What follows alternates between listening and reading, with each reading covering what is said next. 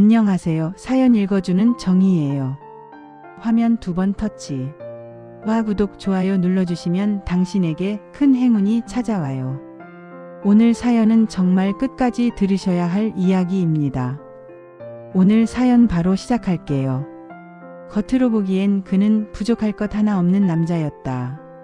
중소기업을 운영하는 사장이었고 직원들 사이에서는 능력 있고 인품 좋은 대표로 통했다. 회사는 안정적으로 돌아갔고 돈 걱정 없이 사는 집안이었다. 주변에서는 그의 아내를 두고 늘 이렇게 말했다. 남편 잘 만났네. 요즘 같은 세상에 저런 사람 드물지. 실제로 그는 집에서 큰 소리를 내는 법이 없었다. 생활비도 넉넉히 주었고 명절이나 기념일을 잊지 않는 남편이었다. 다만 한 가지, 집에 있는 시간이 점점 줄어들고 있었다. 그의 취미는 골프였다. 처음엔 거래처 접대용이었다. 회사 관리직 직원들과 스크린 골프를 치며 친목을 다졌고 다른 회사 사장들과도 필드에서 자주 만났다. 골프를 좋아하는 사장이라는 이미지는 사업적으로도 도움이 됐다. 그러던 어느 날 회사 직원 하나가 말했다. 사장님, 골프 동호회 하나 들어가 보세요.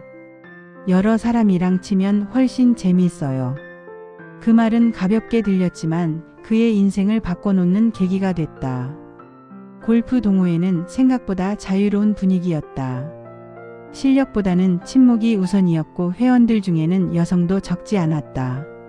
라운딩이 끝나면 자연스럽게 술자리가 이어졌고 골프 이야기에서 개인적인 이야기로 넘어가는 데는 시간이 오래 걸리지 않았다. 처음엔 선을 지키는 것 같았다. 그는 스스로에게 말했다. 다 어른들끼리 만나는 건데 이 정도는 괜찮아. 하지만 골프는 핑계였고 만남은 점점 잦아졌다. 국내 라운딩이 익숙해질 즈음 해외 골프 이야기가 나왔다. 태국, 베트남, 필리핀. 따뜻한 날씨, 저렴한 비용, 그리고 아무도 자신을 모르는 곳. 그는 그 모든 여행을 해외 출장이라고 말했다. 아내는 처음엔 믿었다. 아니, 믿고 싶었다. 남편은 늘 성실해 보였고 회사 사장이 해외를 오가는 건 이상한 일이 아니었으니까. 하지만 출장 횟수가 잦아질수록 이상한 점들이 눈에 들어오기 시작했다. 전화 연결이 잘 되지 않는 시간, 설명되지 않는 카드 사용 내역, 그리고 돌아올 때마다 달라진 남편의 태도. 아내는 아무 말도 하지 않았다. 따지지도 추궁하지도 않았다. 그저 조용히 남편을 관찰하기 시작했을 뿐이다. 그녀는 아직 몰랐다. 이 의심이 앞으로 자신의 인생을 완전히 바꿔놓게 될 거라는 사실을. 아내가 처음으로 이상함을 느낀 건 남편의 말이 아니라 리듬이었다. 출장 날짜는 늘 비슷했지만 귀국 시간은 점점 들쭉날쭉해졌다. 새벽에 들어오는 날이 늘었고 휴대전화는 항상 무음이었다. 샤워실에서 나오는 시간이 길어졌고 집에 돌아와서도 전화는 베란다에서 받았다. 아내는 묻지 않았다. 대신 기록했다. 달력 한쪽에 남편의 출장 날짜를 표시했고 카드 명세서를 따로 모아두었다. 해외 결제가 찍힌 날짜와 남편의 출장 일정이 정확히 겹치는 날들이 하나둘 눈에 들어왔다. 호텔 이름, 현지 레스토랑, 그리고 설명되지 않는 소액 결제들. 결정적인 계기는 작은 말실수였다. 이번엔 베트남이야. 남편은 아무렇지 않게 말했다. 그런데 며칠 뒤 공항에서 돌아온 남편의 캐리어에는 태국 호텔 로고가 선명하게 찍힌 세면도구가 들어 있었다. 아내는 아무 말도 하지 않았다. 대신 그날 밤 처음으로 휴대전화를 들여다봤다. 비밀번호는 바뀌어 있었다. 예전에는 기념일 숫자였던 비밀번호가 알 수 없는 조합으로 바뀌어 있었다. 그 순간 아내는 확신했다. 이건 우연이 아니다. 며칠을 고민하던 아내는 결국 지인의 소개로 흥신소를 찾았다. 상담실에서 그녀는 담담하게 말했다. 이혼하려는 건 아니에요. 사실만 알고 싶어요. 흥신소 직원은 고개를 끄덕였다. 사실을 아는 게 가장 아프지만 가장 빠른 길이기도 합니다. 조사는 생각보다 빨랐다. 남편이 골프 동호회 모임을 나간다는 날 미행은 시작됐다. 스크린 골프장이 아니라 호텔 라운지로 들어가는 모습, 여성과 나란히 걷는 뒷모습, 프런트에서 자연스럽게 키를 받는 장면까지. 모든 것이 사진과 영상으로 남았다. 해외도 마찬가지였다. 태국, 베트남, 필리핀. 골프백을 든 남편 옆에는 늘 다른 여성이 있었다. 동호회 회원이었다. 웃으며 사진을 찍고 밤에는 같은 객실로 올라가는 장면까지 확보됐다. 보고서는 차갑고 간결했다. 날짜, 장소, 상대 여성의 신원, 호텔 이름. 아내는 보고서를 덮지 못한 채 한참을 앉아 있었다. 눈물은 나지 않았다. 오히려 머릿속이 맑아졌다. 그날 밤 아내는 남편에게 아무 말도 하지 않았다. 대신 집 안에 있던 작은 카메라를 하나 꺼냈다. 그리고 조용히 녹화를 시작했다. 여보, 나한테 할 말 없어? 그 질문이 모든 걸 뒤집어 놓을 줄은 아직 남편만 모르고 있었다. 카메라는 식탁 위에 놓여 있었다. 평소와 다를 것 없는 저녁 식사 자리. 아내는 일부러 조명을 켜지 않았다. 거실에는 은은한 스탠드 불빛만 남겨두었다.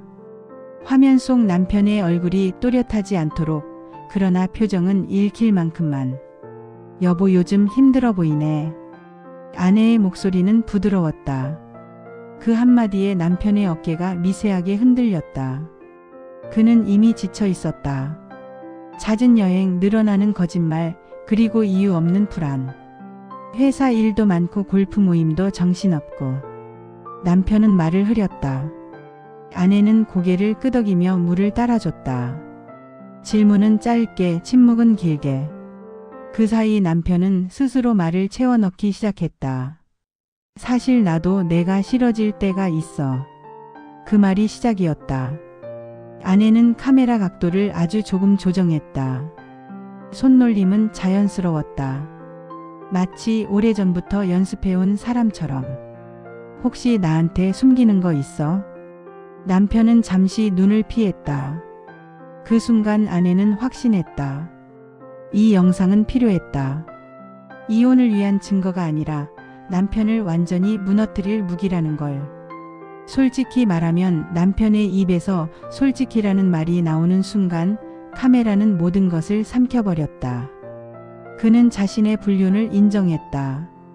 골프 동호회에서 만난 여자들, 술자리, 호텔, 해외 골프 여행. 이름은 말하지 않았지만 상황은 충분히 구체적이었다. 마치 참아왔던 죄책감이 한꺼번에 쏟아지는 것처럼. 아내는 울지 않았다. 대신 고개를 숙인 채 말했다. 그래도 당신이 이렇게 말해줘서 고마워. 그 말에 남편은 안도했다. 그리고 그 안도감이 가장 치명적인 실수였다.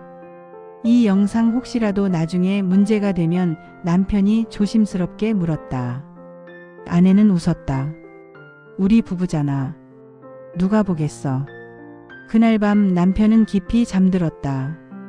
아내는 혼자 거실에 남아 영상을 다시 재생했다. 남편의 떨리는 목소리, 스스로를 합리화하는 말들, 그리고 마지막에 흘린 한숨까지. 그녀는 영상을 하나 더 만들었다. 앞부분을 잘라내고 질문을 교묘하게 편집했다. 마치 남편이 아무런 유도 없이 스스로 모든 걸 고백한 것처럼. 그리고 며칠 뒤 아내는 남편에게 말했다. 이 영상 당신 부모님도 보면 좋겠어. 남편의 얼굴에서 피가 가셨다. 그제야 그는 깨달았다. 자신이 만든 건 불륜이었지만 자신을 잡아두는 건 사랑이 아니라 덫이라는 걸. 다음 날 아침 남편은 출근하지 않았다. 거실 소파에 앉아 밤새 휴대전화를 들여다본 흔적이 역력했다. 그는 결국 깨달았다. 그 영상이 단순한 고백이 아니라 자신을 겨누는 칼날이라는 걸. 남편은 먼저 움직였다. 회사 법무팀이 아닌 외부 변호사를 찾았다. 상담실에서 그는 조심스럽게 물었다. 고백 영상이 편집된 것 같으면요? 변호사는 잠시 침묵하다 말했다. 편집 여부를 입증할 수 있다면 다툴 수는 있습니다. 하지만 불륜 사실 자체는 부정하기 어렵겠죠. 그 말에 남편의 표정이 굳었다. 불륜은 사실이었다.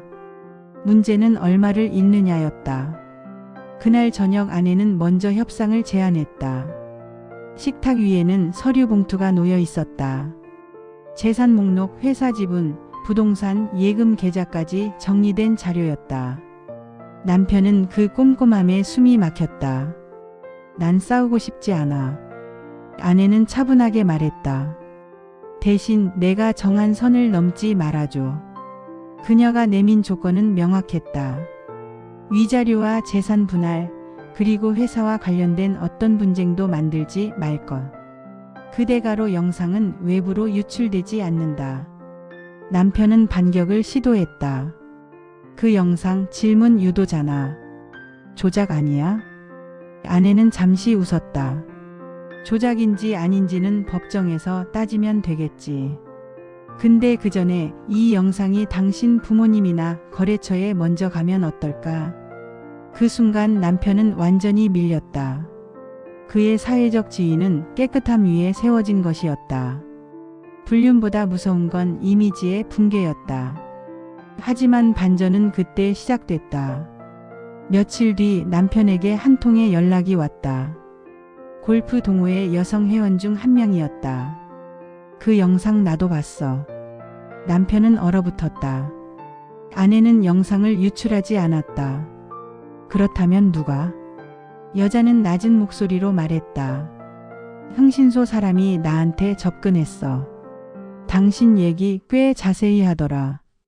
퍼즐이 맞춰지기 시작했다. 아내가 의뢰한 흥신소 그중 누군가가 정보를 흘리고 있었다. 혹은 아내가 의도적으로 판을 키우고 있는지도 몰랐다. 남편은 선택의 기로에 섰다. 조용히 모든 걸 내주고 끝낼 것인가, 아니면 더 큰 폭로전을 감수하고 맞설 것인가. 그는 마지막 카드를 꺼냈다. 아내에게 말했다. 이혼은 하자. 대신 진실은 끝까지 가보자. 아내는 잠시 그를 바라보다가 처음으로 표정을 바꿨다. 그 표정은 승자의 미소도 패자의 눈물도 아니었다. 마치 이 모든 상황을 이미 한 번 더 계산해 본 사람의 얼굴이었다. 법원에 제출할 서류는 이미 준비돼 있었다. 도장은 아직 찍히지 않았지만 순서는 정해진 것처럼 보였다. 남편은 조용히 시간을 벌고 있었고 아내는 더 이상 서두르지 않았다. 이미 판은 충분히 기울어 있었다. 협상은 짧고 냉정했다. 위자료와 재산 분할 비율, 회사 지분의 처리 방식, 외부 노출에 대한 비밀 유지 조항까지. 숫자는 감정이 없었고 문장은 차가웠다. 남편은 조건 대부분을 받아들였다. 이미지와 회사, 그리고 부모 앞에서의 체면을 지키기 위한 선택이었다. 하지만 마지막 한 줄에서 아내는 펜을 멈췄다. 양심 고백 영상의 보관 및 처리. 이건 내가 정할게. 아내의 말은 단호했다. 남편은 고개를 끄덕였다. 그 순간까지도 그는 믿고 있었다. 이 모든 게 돈으로 정리될 수 있다고. 과거는 덮이고 시간은 지나가며 사람들은 잊는다고. 그러나 아내의 선택은 달랐다. 그녀는 영상을 공개하지 않았다. 거래처에도 부모에게도 보내지 않았다. 대신 조용히 하나의 USB를 봉인해 공증 사무실에 맡겼다. 조건은 단 하나였다. 약속을 어길 경우 자동 공개. 남편은 서명했다. 그날로 두 사람은 법적으로 남남이 됐다. 이혼 이후 남편의 삶은 겉보기엔 멀쩡해 보였다. 회사는 유지됐고 골프도 계속 쳤다. 다만 동호회에는 더 이상 나가지 않았다. 누군가와 가까워지는 일이 두려워졌다. 늘 어딘가에 카메라가 있는 것 같았고 말 한마디가 기록될 것 같았다. 아내는 다른 선택을 했다. 위자료와 재산 분할금으로 작은 회사를 인수했다. 놀랍게도 그 회사는 남편 회사의 협력업체였다. 공식적인 관계는 없었지만 업계 안에서는 충분히 연결될 수 있는 거리였다. 그제야 남편은 깨달았다. 아내의 목적은 복수가 아니었다. 망가뜨리는 것도 폭로하는 것도 아니었다. 선택권을 쥐는 것. 이혼을 하느냐, 참고 사느냐의 문제는 사실 처음부터 아내의 질문이 아니었다. 그 질문은 오히려 남편에게 남겨진 마지막 선택이었다. 약속을 지키며 조용히 살 것인가, 아니면 스스로 덫을 건드릴 것인가. USB는 지금도 어딘가에 있다. 열리지 않았을 뿐이다. 오늘 사연 여러분은 어떻게 보셨나요? 와, 이런 사람 실제로도 있을까요? 구독과 좋아요, 댓글로 여러분 의견도 남겨주세요. 다음 사연에서 다시 만나요. 사연 읽어주는 정희였습니다.